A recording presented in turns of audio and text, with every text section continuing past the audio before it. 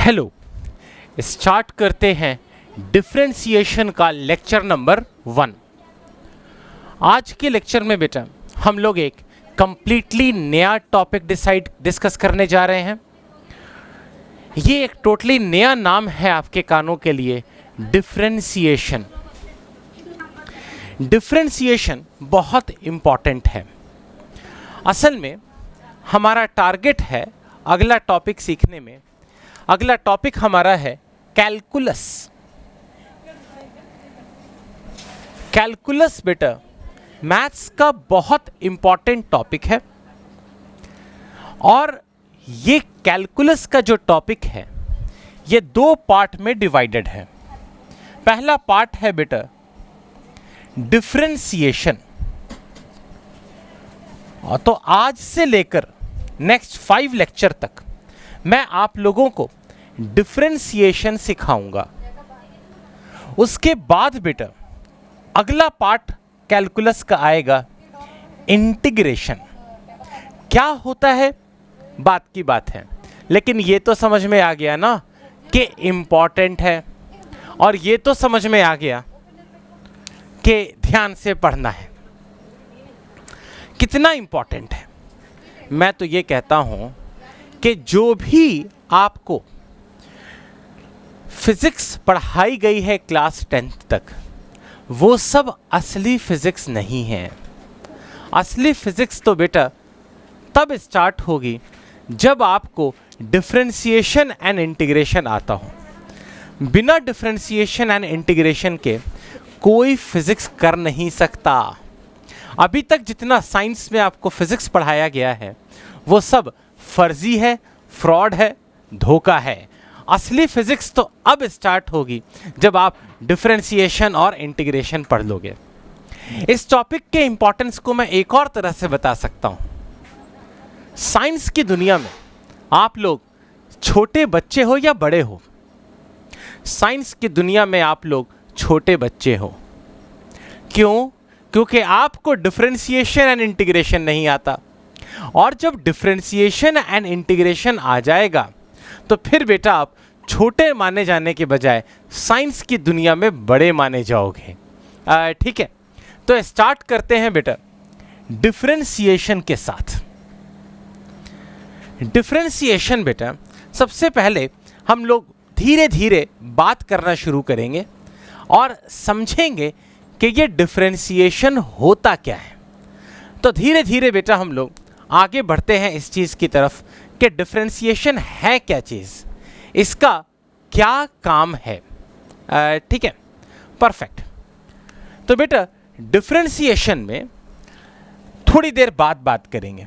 सबसे पहले मुझे एक टर्म आपके साथ डिस्कस करना है, स्लोप। परेशान मत हो, धीरे धीरे हम लोग डिफरेंशिएशन की तरफ चलेंगे, और जब वहाँ पर पहुँचेंगे तब हमको ये टर्म अच्छे से समझ में आ जाएगा। तो हम लोग स्टार्ट कर रहे हैं बेटा अपना पहला टर्म, जो कि है स्लोप। स्लोप क्या बताता है? स्लोप बताता है कि एक ग्राफ राइज कर रहा है या फॉल कर रहा है। स्लोप बताता है कि एक ग्राफ ऊपर चढ़ रहा है या नीचे चल रहा है। देखो बेटा, कोई भी जब ग्राफ देखते हो तो किसी भी ग्राफ को बेटा ऐसे विजुलाइज कर सकते हो। ये देखो पहला ग्राफ, ये दूसरा ग्राफ, ये तीसरा ग्राफ, ये चौथा ग्राफ। इसकी वजह से कोई ज़रूरत नहीं है, कहीं पर भी एक्सेस हो सकती है। और ये 5वां ग्राफ। इन 5 ग्राफ में बेटा ये 2 ग्राफ ऊपर जा रहे हैं। ये 2 ग्राफ ऊपर जा रहे हैं, मतलब कोई इस पहाड़ पे चढ़ रहा है।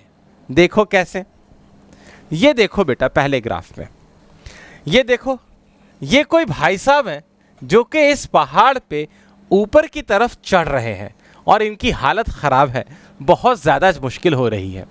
लेकिन उससे कहीं ज़्यादा मुश्किल इनको हो रही है। दिखा, ये तो बड़ी मुश्किल से लटक लटक के चढ़ रहे हैं, और इस पहाड़ में आसानी हो रही है या मुश्किल? पहाड़, ये पहाड़ थोड़ी है, ये तो फ्लैट रोड है। इस फ्लैट रोड पर ये आराम से जॉगिंग कर रहे हैं। और बेटा इसके बाद इस पहाड़ पर, ये पहाड़ तो नीचे जा रहा है, इनके तो खैर मज़े ही मज़े हैं, इनको बस देखना है कहीं गिर ना जाएं, और इनको कितना मज़ा आ रहा होगा। ठीक है, तो इसमें बेटा ये दो ग्राफ आप मेरे साथ एग्री करते हो कि ऊपर जा रहे हैं। पहले दो ग्राफ बेटा ऊपर जा रहे हैं, तो इन दोनों ग्राफ का स्लोप पॉजिटिव है, इसका छोटा पॉजिटिव और इसका बड़ा पॉजिटिव। ये ग्राफ ऊपर जा ही नहीं रहा, ये पहाड़ ऊपर जा ही नहीं रहा, इसलिए बेटा इस पहाड़ का स्लोप 0 है। जो पहाड़ फ्लैट है बेटा उसका स्लोप क्या रहेगा? 0। जबकि इस ग्राफ और इस ग्राफ का स्लोप नेगेटिव है, मतलब ये दोनों पहाड़ जो है नीचे जा रहा है। तो मैंने आपको एक टर्म सिखाया स्लोप। स्लोप का मतलब क्या होता है कि एक गिवन पहाड़ ऊपर जा रहा है, फ्लैट है या नीचे है। ठीक है, एक गिवन ग्राफ ऊपर जा रहा है, फ्लैट है या नीचे है। ठीक है, स्लोप इन ए वे मेरी वोकेबलरी का पार्ट है। स्लोप मेरे लिए जस्ट एक इंग्लिश का एक वर्ड है। तो स्लोप को मैं वैसे ही यूज करता हूं जैसे मैं इंग्लिश में किसी वर्ड को यूज करता हूं। तो जैसे मैं आपसे कहता हूं एक ग्राफ है जिसका स्लोप पॉजिटिव है, तुरंत आपके दिमाग में क्या पिक्चर आई? एक पहाड़ है जो कि ऊपर जा रहा है। अगर मैंने आपसे कहा एक स्लोप पहाड़ है जिसका स्लोप नेगेटिव है, तो तुरंत आपके दिमाग में आएगा अच्छा ये वाला ग्राफ है, नीचे जा रहा है। अगर मैं आपसे कहता हूं स्लोप 0 है तो फ्लैट है। पॉइंट यह है, ये चीज मेरे लिए जस्ट एक वर्ड है, ये एक इंग्लिश का वर्ड है। मैं कहता हूं दो ग्राफ है, दोनों का स्लोप पॉजिटिव है, लेकिन दूसरे ग्राफ का स्लोप ज्यादा पॉजिटिव है, तो आपको समझ में आया कि एक पहाड़ धीरे धीरे ऊपर जा रहा है, एक पहाड़ तेजी के साथ ऊपर जा रहा है। जस्ट एक इंग्लिश का वर्ड है। जैसे हम लोग बात कर रहे हैं ग्राफ के बारे में, तो ग्राफ के बारे में बात करने के लिए हमें स्लोप का वर्ड चाहिए होता है। एक दो बातें और समझ लेना बेटा स्लोप के बारे में, है ना, वो उम्मीद करता हूं आपको जल्दी समझ में आ जाएगी। पहली चीज यह है बेटा कि स्लोप के बारे में जब बात करते हैं तो हम अज्यूम करते हैं कि पर्सन फॉरवर्ड डायरेक्शन में जा रहा है। ठीक है, इंग्लिश में हिंदी में लिखने का फॉरवर्ड डायरेक्शन उधर होता है। तो हम अज्यूम करते हैं, ग्राफ बनाते हुए भी बेटा एक्स एक्सिस उधर लेते हैं, पॉजिटिव एक्स एक्सिस उधर लेते हैं, फॉरवर्ड डायरेक्शन उधर है। तो हम अज्यूम करते हैं कि ग्राफ जो है बेटा उधर जा रहा है, पहाड़ इधर जा रहा है। उधर जाते हुए देख सकते हो ये ऊपर जा रहा है या नीचे जा रहा है। ठीक है, ये एक शर्त है बेटा, ये डेफिनेशन का पार्ट है, ध्यान रखना। दूसरी चीज बेटा ये डिस्कस करना था, ये दो ग्राफ, इन दोनों ग्राफ को देखो, किसका स्लोप ज्यादा है? एक बार लगता है इसका स्लोप ज्यादा है, लेकिन बेटा इसका स्लोप ज्यादा है। रीजन ये है कि अगर इसका स्लोप -5 है तो इसका स्लोप -10 है। और आपको मालूम है ना बेटा कि स्लोप जो होता है, जो ज्यादा नेगेटिव नंबर होता है, जो नेगेटिव नंबर देखने में बड़ा होता है, वो एक्चुअली छोटा होता है। तो इसका स्लोप बेटा ज्यादा है क्योंकि नेगेटिव साइड पर जा रहा है ना, इसका स्लोप बहुत नेगेटिव है। मैं प्रेफर करता हूं लैंग्वेज कि इसका स्लोप बहुत नेगेटिव है, तब सब ठीक रहता है। ठीक है, उम्मीद करता हूं ये वाला कंसेप्ट भी क्लियर है। तो इतना देर में आपको एक चीज समझ में आ गई कि ये स्लोप क्या होता है, slope as a English word क्या होता है। स्लोप किस चीज को डिस्क्राइब करता है कि एक ग्राफ ऊपर जा रहा है, नीचे जा रहा है या फ्लैट है। वेरी गुड, इसको मिटा लेते हैं और एक डेरिवेशन करनी है, वो स्टार्ट कर लेते हैं। परफेक्ट।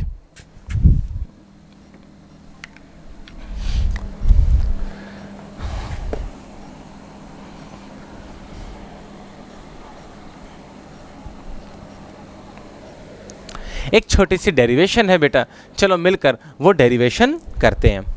देखो बेटा, ये मेरे पास कोई एक ग्राफ है, इधर एक्स एक्सिस है, इधर वाई एक्सिस है, सबको मालूम है ग्राफ ऐसा ही होता है। और इस ग्राफ पर बेटा ये कोई स्ट्रेट लाइन की इक्वेशन है, कोई स्ट्रेट लाइन का ग्राफ है। ठीक है, 10th क्लास में आपने ऐसे ग्राफ बहुत बनाए। और इस ग्राफ पर एक पॉइंट है बेटा जो इस लाइन पर लाई कर रहा है।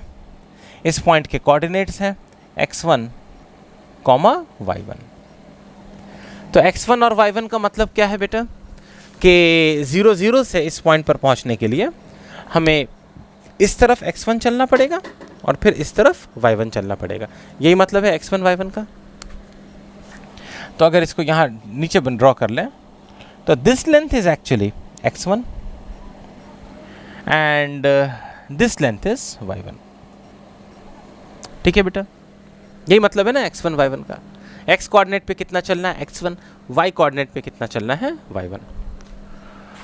अगर यहाँ पे कोई पॉइंट देखें बेटा, इसका कोऑर्डिनेट x2, y2 है, ये भी इस लाइन पर लाई कर रहा है, तो इसका मतलब x2 और y2 का मतलब क्या होगा? आई थिंक x2 का मतलब होगा कि दिस साइड इज x2 और इन एडिशन मीनिंग होगा कि this side is y2, this side is x2 and this side is y2। यही मीनिंग होगा ना x2 y2 का। ओके, नेक्स्ट बेटा, मैं ये ट्रायंगल देख रहे हो, ये ट्रायंगल, इस ट्रायंगल में लेट अस इस ट्रायंगल का नाम दे देते हैं बेटा ABC। ABC, इस ट्रायंगल में ये थीटा जानना चाहता हूं, इस ट्रायंगल में बेटा मैं ये थीटा जानना चाहता हूं, इस ट्रायंगल में मैं ये tan थीटा जानना चाहता हूं बेसिकली। और एक्चुअली ध्यान देना, ये थीटा और ये थीटा सेम है। ये थीटा क्या है बेटा? Angle of line with x axis.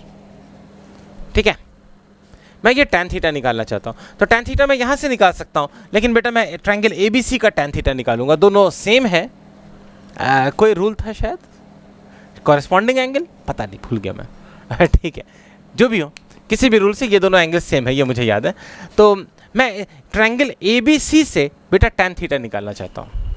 ठीक है, मैं ट्रायंगल ABC के अंदर से बेटा tan थीटा निकालना चाहता हूँ। तो ज़रा सा देखना कैसे निकालेंगे। ट्रायंगल ABC से tan थीटा कैसे आएगा, है ना। इसको बेटा मिटा दे रहे हैं और आगे बढ़ रहे हैं।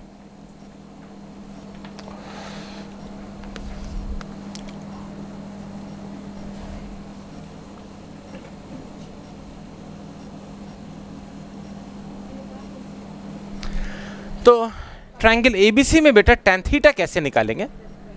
ट्रायंगल ABC में tan थीटा कैसे निकालेंगे? In triangle ABC tan theta equal to BC upon AB। In triangle ABC tan theta equal to BC upon AB, BC upon AB। क्या समझ में आ गया? और अगर tan थीटा बेटा BC अपॉन AC है, तो BC को बेटा क्या लिख सकते हैं? BC को लिख सकते हैं BC is equal to y2 minus y1। देखो तो समझ में आया क्या? BC को बेटा लिख सकते हैं y2 माइनस y1। ठीक है, तो tan थीटा को लिख सकते हैं बेटा y2 माइनस y1। हाँ, नहीं समझ में आया? देखो ध्यान से, समझ में आएगा। ये लेंथ y2 है, ये लेंथ y1 है, तो ये डिफरेंस कितने का हो गया बेटा? y2 माइनस y1 का हुआ ना। तो tan थीटा बेटा इसलिए क्या हो गया? y2 माइनस y1 का upon AB। Exactly same logic से बेटा क्या हो जाएगा? x2 minus x1। AB will be equal to x2 minus x1। आया बेटा समझ में? BC will be y2 minus y1, AB will be x2 minus x1। सबको क्लियर है? नेक्स्ट देखो बेटा, ये जो y2 माइनस y1 है उसे बेटा लिख सकते हैं डेल्टा y। इस y2 माइनस y1 को बेटा लिख सकते हैं डेल्टा y, और अपॉन x2 माइनस x1 को लिख सकते हैं बेटा डेल्टा x। और जल्दी से बेटा आपको इस delta y upon delta x के बारे में थोड़ा सा बता दूं, थोड़ा सा आपको ये delta y upon delta x के बारे में बताऊं। ये डेल्टा बेटा एक ऑपरेटर है, तो डेल्टा y का मतलब होता है final y minus initial y। इसको कहते हैं बेटा चेंज इन y। फिजिक्स में बेटा चेंज एक ऑपरेटर है, एक टेक्निकल टर्म है। कैसे मैं समझाऊं आपको? ऐसे समझो जैसे कि साइन थीटा है, तो साइन थीटा बेटा साइन इंटू थीटा नहीं होता है। साइन थीटा एक ऑपरेटर है जिसका इनपुट थीटा है और साइन थीटा उसका आउटपुट होता है। वैसे ही बेटा डेल्टा वाई ये डेल्टा इंटू वाई नहीं है। समझ गए? डेल्टा वाई बेटा डेल्टा इंटू वाई नहीं है। डेल्टा वाई एक सिंगल टर्म है। डेल्टा वाई का मतलब final y minus initial y। Delta temperature का मतलब final temperature minus initial temperature. Delta T is T2 minus T1, final temperature minus initial temperature. वैसे ही बेटा डेल्टा मार्क्स, फर्स्ट टेस्ट में आपके marks M1 थे, second test में marks M2 हो गए, तो delta marks is final marks minus initial marks, M2 minus M1। Automatic है, delta is always change, delta is always final minus initial. आगे बेटा समझ में, ठीक है। इसके बाद बेटा नेक्स्ट चीज ये है डेल्टा एंट्रोपी। अरे हाँ, सबसे अच्छा एग्जांपल है डेल्टा एंट्रोपी। एंट्रोपी बेटा एक ऐसा कंसेप्ट है जो मैं जब 11th में आया था तब पढ़ा था, ठीक है। एंट्रोपी का कंसेप्ट पढ़े हुए मुझे 20 साल हो गए। मैंने आपको अपनी एज बता दी पर कोई बात नहीं है ना। 20 साल पहले मैंने एंट्रोपी का कंसेप्ट पढ़ा था। आज तक मुझे समझ नहीं आया है कि ये एंट्रोपी क्या होती है, ठीक है। केमिस्ट्री में पढ़ोगे, आप भी पढ़ोगे। आज तक मुझे समझ नहीं आया कि ये एंट्रोपी क्या होती है। लेकिन हाँ, delta entropy is final entropy minus initial entropy. Delta entropy, change in entropy is final entropy minus initial entropy. Entropy कुछ भी होती हो, ये मुझे क्लियर है कि delta is always final minus initial. ये चीज समझ में आ गई। एक बार मैंने बड़ा जोरदार अलजेब्रा देखा था किसी स्टूडेंट का, है ना। उसने बेटा क्या किया था, delta y square upon delta y. इसका मतलब होगा बेटा y2 square minus y1 square, y square का change, y2 square minus y1 square upon y2 minus y1। और जनाब ने क्या किया था, पहले डेल्टा को काटा, फिर y को काटा और लास्ट में 2 को छोड़ दिया। बेटा ऐसा काम मत करना। डेल्टा y एक सिंगल टर्म है, उसको साथ में हैंडल करना है। हाँ, आप ये कर सकते हो बेटा, ये तो गलत है। आप ये कर सकते हो कि delta y upon delta y में डेल्टा y पूरा करके काटो, क्योंकि डेल्टा y एक सिंगल टर्म है, पूरा करके काट सकते हो। उम्मीद करता हूँ समझ में आ गया। उम्मीद करता हूँ उतना शानदार अलजेब्रा मुझे आप लोग नहीं दिखाओगे। ये नीचे वाला पार्ट मिटा रहा हूँ बेटा।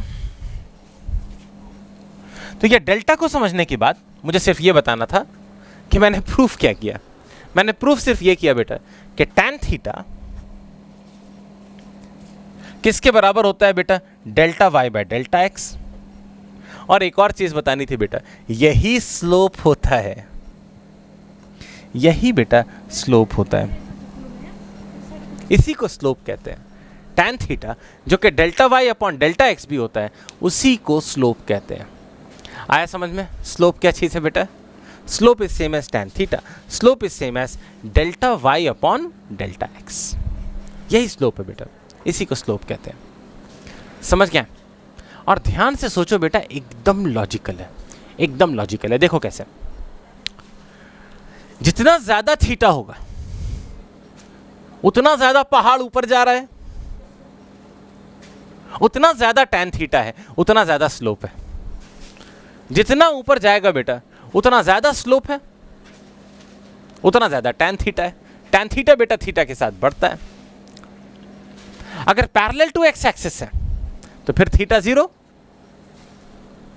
अगर पैरेलल टू एक्स एक्सिस है तो थीटा 0, स्लोप 0, tan थीटा 0, एकदम मैचिंग है। और अगर नीचे जा रहा है तो, अगर नीचे जा रहा है बेटा तो tan थीटा में अलग से हम माइनस साइन लगा देंगे। तो देख लो, जितना नीचे जाएगा थीटा उतना बड़ा होगा नीचे की तरफ, tan थीटा बेटा उतना ज़्यादा नेगेटिव हो जाएगा, और स्लोप उतना ज़्यादा नेगेटिव हो जाएगा। कुछ लोग उसमें इनफैक्ट ये भी लॉजिक लगाते हैं कि नीचे जा रहा है तो थीटा 4th क्वाड्रेंट में है, थीटा 4th क्वाड्रेंट में है तो tan नेगेटिव होता है। ठीक है, वो भी ठीक है। मैं जहाँ तक कंसर्न हूँ, अगर नीचे जा रहा है बेटा तो स्लोप में माइनस साइन में अलग से लगा दूंगा। ठीक है, उम्मीद करता हूँ सबको समझ में आ गया। ये पहला कंसेप्ट कि स्लोप, जिसको अभी हमने सिर्फ कहानी के फॉर्म में समझा था, जिसको सिर्फ एक अपनी लैंग्वेज में एक वर्ड के फॉर्म में समझा था कि स्लोप मतलब पहाड़ कितना तेज ऊपर जा रहा है ना, इस पहाड़ पे चढ़ने पे बड़ी मुश्किल हो रही है, स्लोप बहुत ज़्यादा है। ये तो अब आपकी लैंग्वेज का पार्ट बन गया है ना, कैसे चढ़े इस पहाड़ पे, स्लोप बहुत ज़्यादा है। अब क्या हुआ बेटा, सडनली वो स्लोप जो है tan थीटा, यहाँ थीटा में से tan थीटा बन गया बेटा, और वो स्लोप का एक और डेफिनेशन आ गई, delta y upon delta x। उम्मीद करता हूँ सबको अच्छे से समझ में आया। अगर अच्छे से समझ में आया तो फिर हम लोग आगे बढ़ते हैं। ज़रा देखना बेटा आगे, इसको मिटा रहा हूं मैं।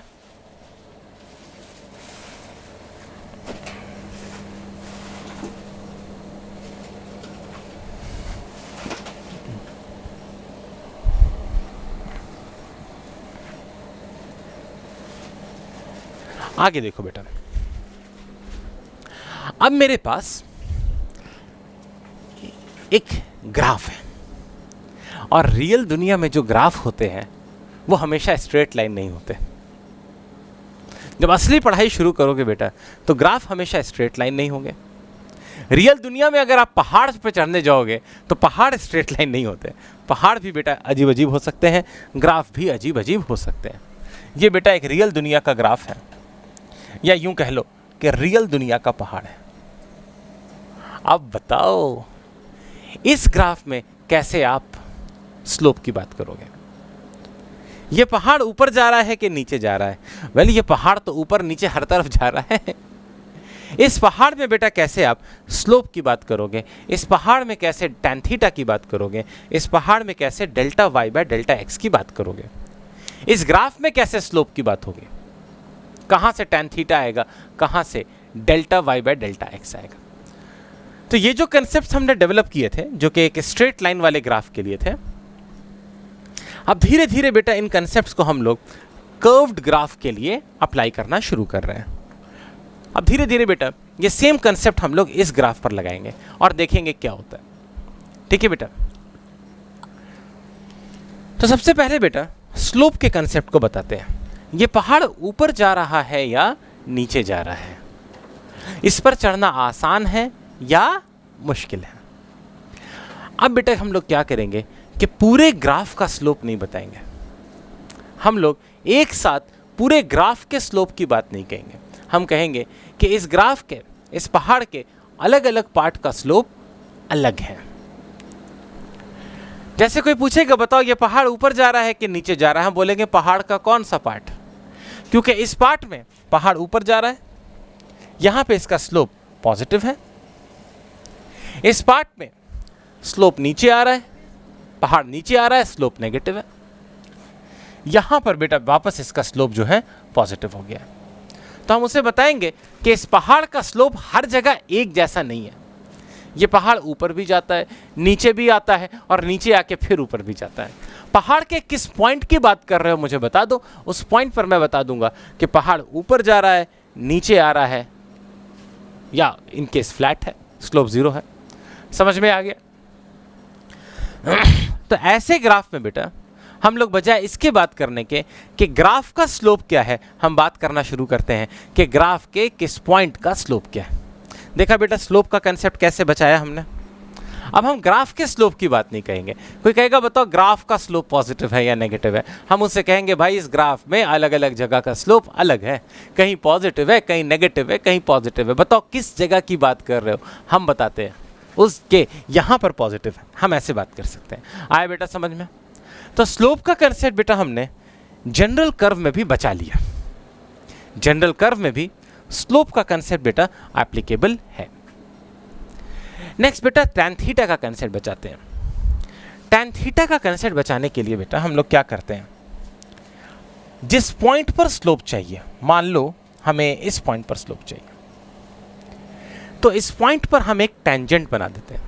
बना दे टेंजेंट, ये लो बेटा, इस पॉइंट पर हम एक टेंजेंट बना देते हैं, और ये टेंजेंट जो है बेटा एक्स एक्सिस से थीटा एंगल बना रहा है, तो स्लोप हो गया बेटा tan थीटा। अगर टेंजेंट एक्स एक्सिस से थीटा एंगल बना रहा है तो स्लोप हो गया tan थीटा। लेकिन एक मिनट, हर पॉइंट पर तो अलग टेंजेंट होगी ना, हर पॉइंट पर टेंजेंट अलग होगी। अगर हर पॉइंट पे टेंजेंट अलग होगी तो ठीक है ना बेटा। अभी तो हमने बात की थी कि हर पॉइंट पर स्लोप अलग है, हर पॉइंट पे टेंजेंट अलग है, तो हर पॉइंट पे स्लोप अलग है। एकदम कॉमन सेंस की बात है। समझ गए बेटा? जब हर पॉइंट पे टेंजेंट अलग है तो हर पॉइंट पे स्लोप अलग है। तो ये तो इनफैक्ट और मैचिंग कंसेप्ट हो गया, क्योंकि स्लोप के कंसेप्ट में भी हमने बात की थी कि भाई किस पॉइंट का स्लोप चाहिए, और टेंजेंट में भी हम बात कर रहे हैं बेटा कि जिस पॉइंट की बात करोगे हम उस पॉइंट पे टेंजेंट बना के उस टेंजेंट का स्लोप बता देंगे, उस टेंजेंट का एंगल देखेंगे एक्स एक्सिस के साथ, उसका tan थीटा बता देंगे। तो इन ए वे स्लोप का कंसेप्ट बेटा इस केस में भी बच गया, tan थीटा के केस में भी बच गया। tan थीटा का कंसेप्ट भी बेटा यहाँ से जन स्ट्रेट लाइन के कर्व के बजाय अब कर्व पर भी डिपेंड करे आ गया। डिफरेंस खाली क्या है बेटा, जब स्ट्रेट लाइन का कर्व होता है तो डायरेक्टली हम देखते हैं कि स्ट्रेट लाइन एक्स एक्सिस से कितना एंगल बना रही है, जबकि कर्व में क्या करते हैं बेटा, टेंजेंट ड्रॉ करते हैं और टेंजेंट का tan थीटा देखते हैं। आ गया बेटा समझ में सबको? Very good. नेक्स्ट इसके बाद अब ये वाला कंसेप्ट बचाना है, delta Y upon delta X. अभी वो कंसेप्ट भी बचाते हैं, लेकिन थोड़ा सा बेटा साइड में चलते हैं, थोड़ा सा मैं मेन रास्ते से डाइग्रेस हो रहा हूँ। अभी delta Y upon delta X का कंसेप्ट बताता हूँ, बीच में बेटा एक चीज़ और बतानी रह गई है। वो एक चीज़ ये है कि ये टेंजेंट क्या होता है। टेंजेंट आप लोगों को मालूम है बेटा क्या होता है? Tangent is a straight line touching the curve at a single point. ये टेंजेंट की डेफिनेशन आपने पढ़ी थी। जरा सा बेटा टेंजेंट के बारे में जरा सा बात कर ले, टेंजेंट होता क्या है? ठीक है,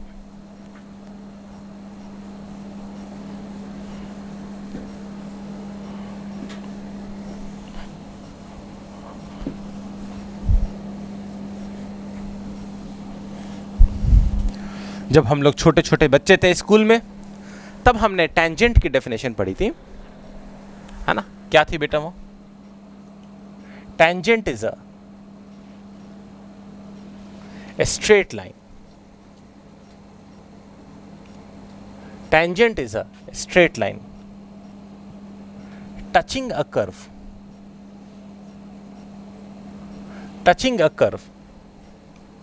एट अ सिंगल पॉइंट। पढ़ा है? Tangent is a straight line touching A curve at a single point, वो लाइन जो कि एक कर्व को बेटा एक पॉइंट पे टच करके निकल जाती है। और बेटा ये जो टेंजेंट की डेफिनेशन है ये बढ़िया डेफिनेशन है, यही आपने बचपन में सीखी थी, बहुत अच्छी डेफिनेशन है, ठीक है। लेकिन टेंजेंट की एक दूसरी डेफिनेशन है, टेंजेंट की बेटा एक और डेफिनेशन है, हालांकि दोनों सेम है फिर भी एक और डेफिनेशन है, और मैं एक बार आपको बताना चाह रहा हूं, जरा सा देख लो बेटा टेंजेंट की दूसरी डेफिनेशन। दूसरी डेफिनेशन ऐसे है बेटा, मान लो ये एक कर्व है और इस कर्व को बेटा दो लाइन, ये एक लाइन है जो क्रॉस कर रही है, ठीक है। तो ये जो लाइन है बेटा ये इन ए वे क्या है, कॉर्ड है, कर्व की क्या है, कॉर्ड है ना, ये बेटा कॉर्ड है। बहुत बाहर चला गया मैं, उतना बाहर तो कैमरा की विजिबिलिटी नहीं होगी, पर कोई बात नहीं।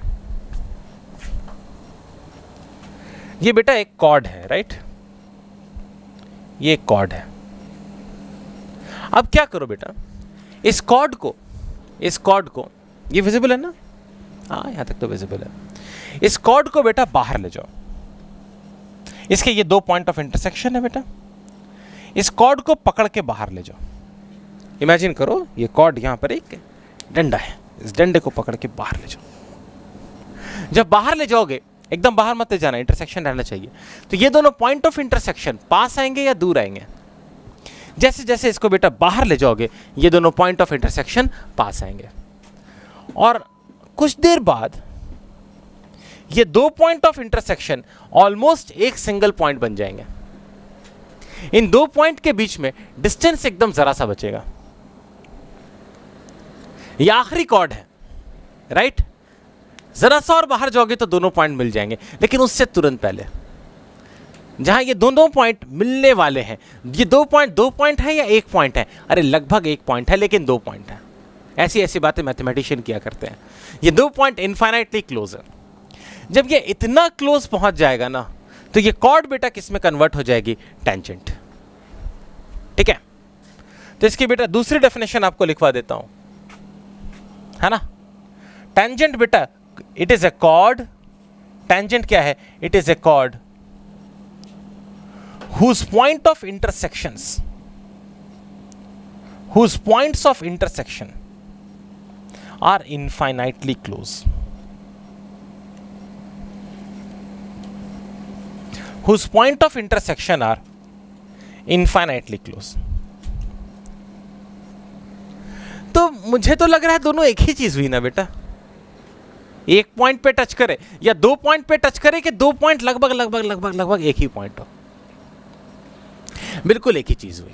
लेकिन ये जो दूसरी वाली डेफिनेशन है बेटा, ये दूसरी वाली डेफिनेशन फिजिक्स में एनसीईआरटी में पढ़ाई हुई है, ठीक है। पता नहीं क्यों बहुत लंबा पढ़ाया है, अच्छे से ग्राफ बना के कॉर्ड बना के उसको बाहर ले जाके अच्छे से पढ़ाया है, ठीक है। मुझे कोई आइडिया नहीं बेटा, मुझे कोई फर्क नहीं पड़ता इस डेफिनेशन से, लेकिन फिजिक्स के एनसीईआरटी में ये डेफिनेशन दी हुई है ना। और ये ग्राफ बना के समझाने की कोशिश की है, देखो हम कॉर्ड को बाहर ले जाएंगे तो टेंजेंट बनेगी, और स्टूडेंट्स उसको देख के कंफ्यूज होते हैं, ठीक है। इसलिए बेटा मैंने वो कंसेप्ट डिस्कस कर लिया, अदरवाइज उससे फर्क क्या पड़ता है, कोई फर्क नहीं पड़ता बेटा, दोनों डेफिनेशन एक ही है, दोनों में कोई फर्क नहीं है, ठीक है। लेकिन चूंकि फिजिक्स में जो एनसीईआरटी है उसमें बेटा ये लंबा चौड़ा डिस्कस किया हुआ है बेटा, इसलिए मैंने भी एक बार डिस्कस कर लिया कि मेरी तरफ से भी अब ये पॉइंट हो गया। आया बेटा सबको समझ में? बहुत बढ़िया। जरा सा dy बाई डी एक्स के कंसेप्ट पे आते हैं। देखो बेटा dy बाई डी एक्स का कंसेप्ट कैसे लगेगा, उसको अप्लाई करने के लिए बेटा हम लोग क्या करते हैं, यहां पर एक बहुत छोटा ट्रायंगल ले लेते हैं, इनफाइनाइटली छोटा ट्रायंगल। दिख रहा है ये छोटा सा ट्रायंगल?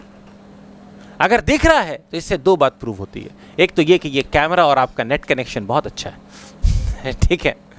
दूसरी चीज ये प्रूव होती है कि ये इनफाइनाइटली स्मॉल नहीं है, इतना छोटा से काम नहीं चलेगा, और छोटा लेना है। कितना छोटा लेना है, कितना छोटा लेना है, इनफाइनाइटली छोटा लेना है। इनफाइनाइटली छोटी चीज क्या होती है? अरे हमारे मैथमेटिशियन कुछ भी कर सकते हैं ठीक है, मैथमेटिशियंस बेटा कुछ भी कर सकते हैं।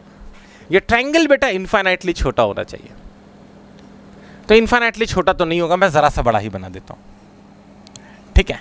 लेकिन बेटा सोचना उसके बारे में इनफाइनाइटली छोटा है। ये मैथमेटिशियंस जो होते हैं ना, इनके सोचने का तरीका बिल्कुल अलग होता है। मैथमेटिशियंस के सोचने का तरीका बेटा बिल्कुल अलग होता है, कंप्लीटली अलग तरह से सोचते हैं वो, ठीक है ना।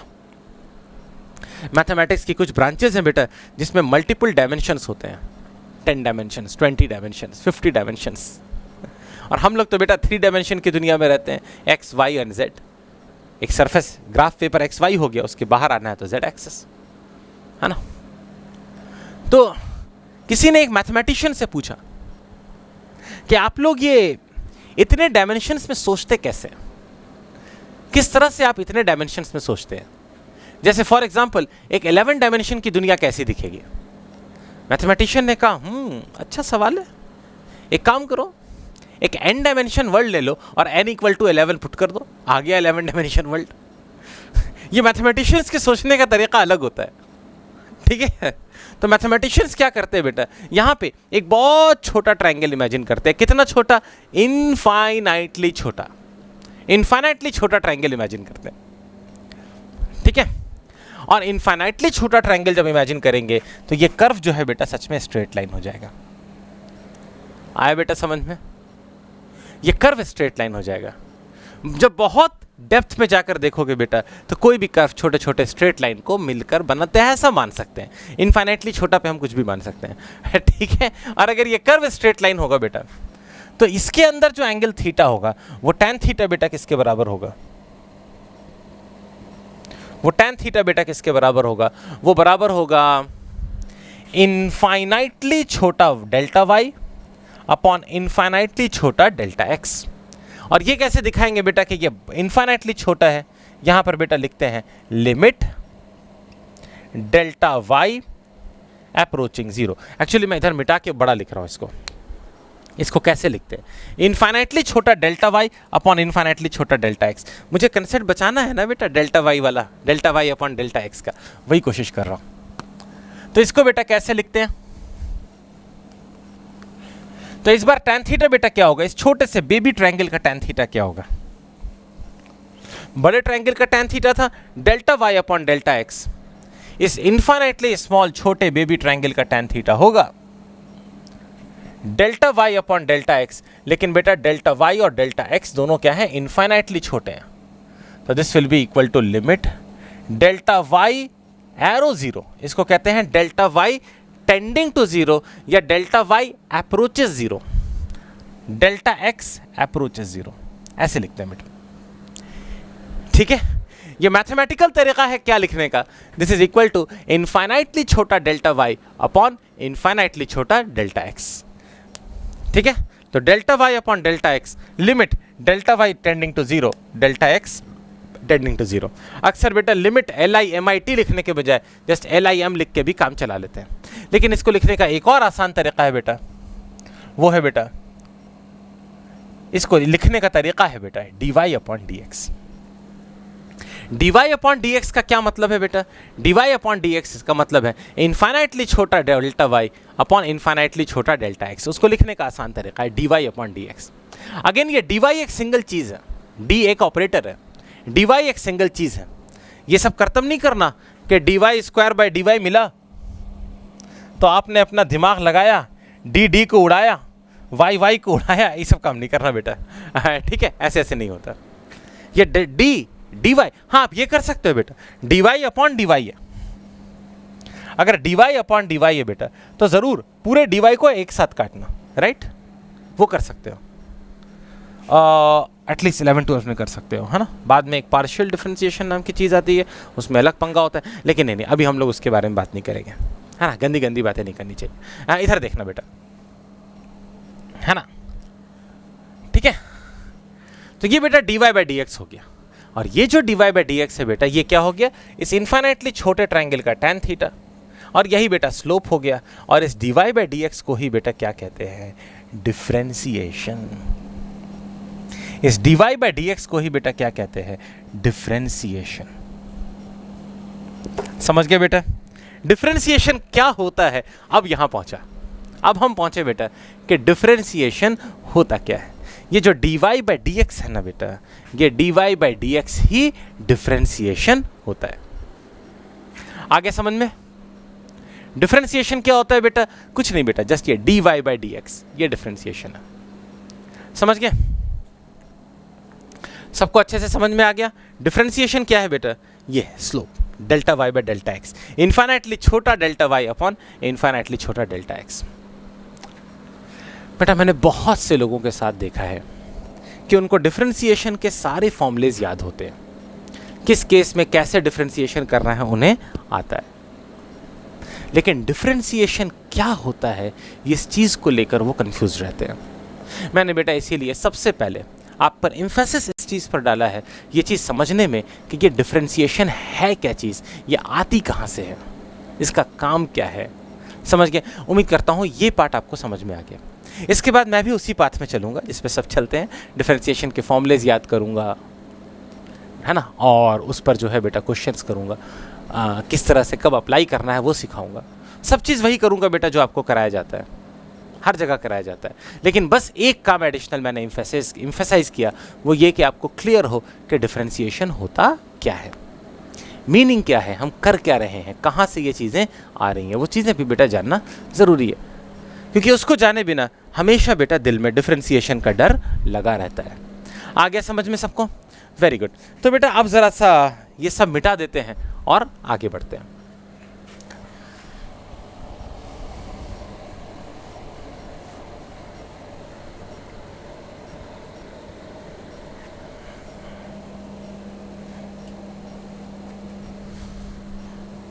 पूरा मिटा रहा हूं बेटा, हाँ।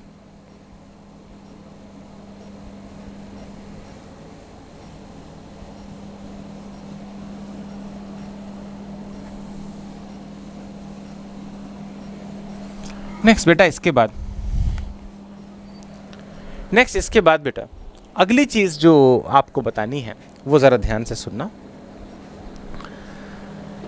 नेक्स्ट चीज ये है बेटा, डिफरेंशिएशन के कुछ फॉर्मूलेज हैं, डिफरेंशिएशन के कुछ फॉर्मूलेज हैं, और उन फॉर्मूलेज को हम लोग डायरेक्टली याद करेंगे, है ना। ये सही नहीं लगता ना कि किसी चीज़ को बिना समझे हुए हम लोग याद करें, लेकिन बेटा वो ज़रूरी है। रीज़न ये है बेटा क्योंकि डिफरेंशिएशन जो है मेजर टॉपिक है मैथमेटिक्स के क्लास 12 का। डिफरेंशिएशन पढ़ने के लिए बेटा टाइम चाहिए, बेसिक्स है, सारी चीज़ें बेटा बेसिक्स है, हर चीज़ का बेटा प्रूफ है। लेकिन बेसिक से प्रूफ करने के लिए बेटा डिफरेंशिएशन को टाइम चाहिए, बहुत टाइम चाहिए। उसके लिए बेटा मैथमेटिक्स को बहुत सीरियसली परस्यू करना पड़ता है, इतना आसान नहीं। ठीक है, जो लोग अभी क्लास 11th में आए हैं और मैथमेटिक्स उनके पास सब्जेक्ट है, वो क्लास 12 में डिफरेंशिएशन को पूरा डेप्थ में पढ़ेंगे, फर्स्ट प्रिंसिपल से उसके फॉर्मूलेज भी डिराइव करेंगे। लेकिन जिनके पास मैथमेटिक्स फुल सब्जेक्ट नहीं है, तो ऑब्वियसली उन्होंने मैथमेटिक्स को उतना डेप्थ में जानना नहीं सीखा, मैथमेटिक्स उनको उतनी ही चाहिए जितना उनको रिक्वायर्ड है, तो उनके लिए डिफरेंशिएशन बेटा हम फॉर्मूले से करेंगे। ठीक है, नॉर्मली मैं फिजिक्स में भी फॉर्मूले से थोड़ा भागता हूँ, ज़रूरी होते हैं कभी कभी फॉर्मूले, स्पीड बढ़ाने के लिए ज़रूरी होते हैं, लेकिन बेटा हम लोग जो है डिफरेंशिएशन में फॉर्मूलेज में नहीं जाएंगे बेटा, उसकी हमें फिजिक्स में अब ज़रूरत नहीं है। अगर कोई मैथ्स के टीचर आपको पढ़ा रहे होते डिफरेंशिएशन इंटीग्रेशन, तो डेफिनेटली वो आपको डिटेल में डिफरेंशिएशन इंटीग्रेशन की कहानी बताते हैं, कहाँ से क्या चीज़ आती है, क्यों आती है। मैं बेटा फिजिक्स का टीचर हूँ, मैं आपको डिफरेंशिएशन उतना ही सिखा रहा हूँ जितना आपको रिक्वायर्ड है। उसका मतलब यह है बेटा कि कुछ फॉर्मूलेज डिफरेंशिएशन के हमें बिना डिराइव किए हुए, बिना समझे याद करने होंगे। ठीक है, क्यों मैं याद करने कह रहा हूँ? क्योंकि ये फिजिक्स नहीं है। ठीक है, फिजिक्स में बेटा मैं कोशिश करता हूँ कि अगर मुझे कुछ याद भी कर रहा हूँ तो समझ के करूँ, लेकिन ये बेटा फिजिक्स नहीं है। जिनके पास मैथ्स फुल सब्जेक्ट है वो मैथ्स में आगे जाके डिफरेंशिएशन फुल डेप्थ में पढ़ेंगे। तो बेटा कुछ फॉर्मूलेज हैं, इनफैक्ट मेरे पास टोटल 9 फॉर्मूलेज हैं जो आपको याद करने हैं, तो लिखना शुरू कर देता हूँ 9 फॉर्मूलेज। पहला फॉर्मूला है बेटा d sin x upon dx, d sin x upon dx, ये पहला फॉर्मूला है। ठीक है, d sin x upon dx, इसका मतलब क्या है बेटा? इसका मतलब है infinitely small change in x upon infinitely small change in sin x upon infinitely small change in x, and this is equal to cos x। कैसे बेटा? हमें नहीं करना, बस होता है। d sin x by d x बेटा क्या हो जाता है? cos x, और d cos x by d x ये होता है बेटा minus sine x. d cos x by d x होता है बेटा माइनस साइन एक्स। ओके, यहां पर एक बड़ा इंटरेस्टिंग रूल है। रूल ये है कि जब भी को वाली कोई टर्म आती है ना, उसके डिफरेंशिएशन में बेटा क्या होता है? Minus sine. को वाली टर्म के डिफरेंशिएशन में हमेशा माइनस साइन होता है। ठीक है बेटा, नेक्स्ट है बेटा d tan x by d x, d tan x by d x, इसका फॉर्मूला होता है बेटा sec square x. d tan x by d x sec square x. ठीक है, नेक्स्ट इसके बाद बेटा d e raise to power x by d x. ये e के बारे में अभी आपको जरा सा बताता हूं मैं 1 मिनट में, अभी पहले नोट कर लो। ये होता है बेटा e raise to power x। अच्छा लग रहा है ना? एक है बेटा d ln x by d x, इसका डिफरेंशिएशन होता है 1 अपॉन एक्स। पहले नोट कर लो बेटा जस्ट, है ना? ये थोड़ा थोड़ा बताते चलता हूँ, लेकिन मैं जो बताऊंगा तुरंत मिटा भी दूंगा, तो खाली सुन लेना बेटा। ई क्या होता है बेटा? ई एक स्पेशल नंबर है जिसकी वैल्यू होती है 2.732, कुछ लंबी चौड़ी होती है, मुझे ठीक से पता भी नहीं है। ठीक है, मैथमेटिशियंस को ये नंबर बड़ा पसंद है। ये एक इर्रेशनल नंबर है, तो कभी ख़त्म नहीं होता, वो चलता रहता है, चलता रहता है, चलता रहता है।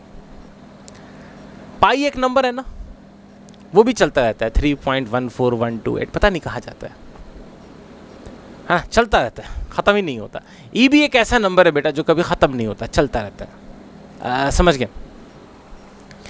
ठीक है, और ई रेज टू पावर एक्स, बताए ई नॉर्मल नंबर है, कोई जादू नहीं है। जैसे 10 रेज टू पावर एक्स होता है, 5 रेज टू पावर एक्स होता है, वैसे e raise to power x. E raise to power x का डिफरेंशिएशन क्यों होता है? क्या होता है? खुद e raise to power x. मैंने बताया ना, मैथमेटिशियंस को ई बहुत पसंद है। क्यों पसंद है मैथमेटिशियंस को ई? वो इसलिए पसंद है क्योंकि e raise to power x का differentiation e raise to power x होता है, इसलिए। ठीक है, क्योंकि e raise to power x का डिफरेंशिएशन बेटा e raise to power x होता है, इसीलिए मैथमेटिशियंस को ये इतना पसंद है। ठीक है, ये ln x l है, ये this is ln of x, ln into x नहीं, ln ऑफ एक्स, जैसे साइन एक्स कॉस एक्स है वैसे ln x। ये बेटा लॉगरिथम का कंसेप्ट है। लॉगरिथम बेटा कुछ होता है, लॉगरिथम कुछ चीज़ होती है लॉगरिथम नाम की।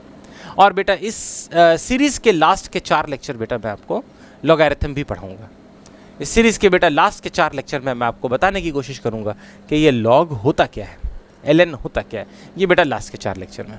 लेकिन अभी के लिए बेटा सिर्फ इतना कि ln x का डिफरेंशिएशन क्या होता है, 1/x।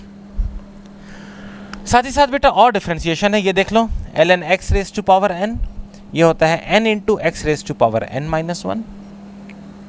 साथ ही साथ बेटा d tan x हो गया ना, d cot x by dx, ये होता है बेटा माइनस कोसेक स्क्वायर एक्स। जितने भी को वाले हैं ना, कॉस कोस कॉट, इन सब के डिफरेंशिएशन में माइनस साइन आता है। बड़ा इंटरेस्टिंग है, जितने भी डिफरेंशिएशन को वाले हैं, कॉस कॉट और कोसेक, तीनों के डिफरेंशिएशन में बेटा माइनस साइन आता है। ठीक है, उसके बाद बेटा d sec x by d x, ये होता है बेटा sec x into tan x. Last है बेटा d cosec x by d x. बताओ माइनस साइन होगा कि नहीं होगा, माइनस है ना, को है ना, minus minus cosec x into cot x. ठीक है, अब सुनो बेटा, 9 फॉर्मूले मैंने याद करने के लिए कहे। 9 में बेटा पहले 5 तो अभी याद कर लो मेरे साथ साथ, 5 हम लोग अभी याद कर लेते हैं।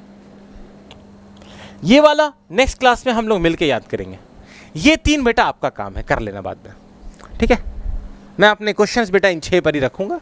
वो 3 भी कभी कभी काम आते हैं, ज़्यादा ये पहले 6 काम आते हैं, वो 3 कभी कभी काम याद आते हैं, काम में आते हैं, आप याद कर लेना बाद में। आप में से कुछ लोग होंगे जो कि ट्रिग्नोमेट्री के फॉर्मूलेज अभी भी याद कर रहे होंगे।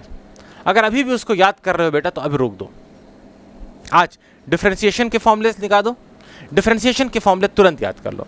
ट्रिग्नोमेट्री के फॉर्मूले थोड़े डिले के साथ चल जाएंगे, डिफरेंशिएशन के फॉर्मूले जल्दी याद करने हैं बेटा। ठीक है, तो अगर अभी तक ट्रिग्नोमेट्री के फॉर्मूले याद नहीं किए हैं तो रुक जाओ, उनको मत याद करो, इनको लगा दो दीवार में और याद कर लो। पहले 5 तो अभी क्लास में बैठे बैठे याद कर लो, पहले 5 फॉर्मूले बेटा अभी हाथों हाथ याद करके ख़त्म करो। ठीक है, तुरंत याद करो, बहुत आसान है। साइन एक्स का डिफरेंशिएशन कॉस एक्स का डिफरेंशिएशन माइनस साइन एक्स। देखो मैं आपको देख रहा हूँ, इधर नहीं, मैं आपको नहीं देख रहा, मैं कैमरे को देख रहा हूँ है ना। लेकिन अगर आप कंसंट्रेशन के साथ पढ़ाई करो तो आपको लगेगा मैं डायरेक्टली आपको देख रहा हूँ, है ना। ठीक है, साइन एक्स का डिफरेंशिएशन कॉस एक्स का डिफरेंशिएशन माइनस साइन एक्स। को है ना कॉस के नाम में तो माइनस, अदरवाइज सिंपल है, साइन का कॉस कॉस का साइन, लेकिन कॉस के डिफरेंशिएशन में को है ना, इसलिए बेटा माइनस साइन। टैन एक्स का सेक स्क्वायर एक्स। ठीक है, e raise to power x का e raise to power x, ln x का 1/x। हो गया याद? अरे आप लोगों को डॉक्टर बनना है, पता नहीं कितने दवा के नाम याद रखोगे, वो भी अजीब अजीब, है ना। ये तो बेटा आसान है ना। साइन एक्स का डिफरेंशिएशन कॉस एक्स का differentiation minus sine x, tan x का differentiation sec square x, e raise to power x, सबसे अच्छा खुद e raise to power x, ln x का डिफरेंशिएशन 1/x। याद हो गया? ln x का क्या 1/x, e raise to power x सबसे अच्छा e raise to power x, sine x का कॉस एक्स का माइनस साइन एक्स, को है ना इसलिए, टैन एक्स का सेक स्क्वायर एक्स। याद हो गया बेटा 5 डिफरेंशिएशन हमको। ठीक है, पहले 5 डिफरेंशिएशन बेटा याद हो गए, साइन का कॉस का माइनस साइन, टैन का sec square, e raise to power x खुद e raise to power x, ln x 1/x। 5 याद हो गए। अभी इसको मत याद करो बेटा, है ना, ये कुछ गड़बड़ की है बेटा, यहाँ पे मैंने ये कुछ गड़बड़ की है, ये ऐसे नहीं होता। d/d, ये ln क्यों लिखा है, d/dx of x raise to power n, ये गलती से लिखा गया मुझसे, है ना, ये ठीक कर लेना बेटा। ये छठा फॉर्मूला बेटा हम लोग नेक्स्ट क्लास में याद करेंगे, वो 3 बेटा मैं याद नहीं करवा रहा, अपने से कर लेना। ठीक है, वो भी मुश्किल नहीं है, कर लेना, लेकिन नेक्स्ट क्लास से पहले इंश्योर करना कि ये 5 फॉर्मूले याद रहें। हम लोग बेटा इन 5 फॉर्मूले को मिला जुला कर और क्वेश्चंस करेंगे, साथ ही साथ बेटा छठे फॉर्मूले को याद करेंगे, मज़े करेंगे। मिलता हूँ आप लोगों से अगली क्लास में। Thanks a lot.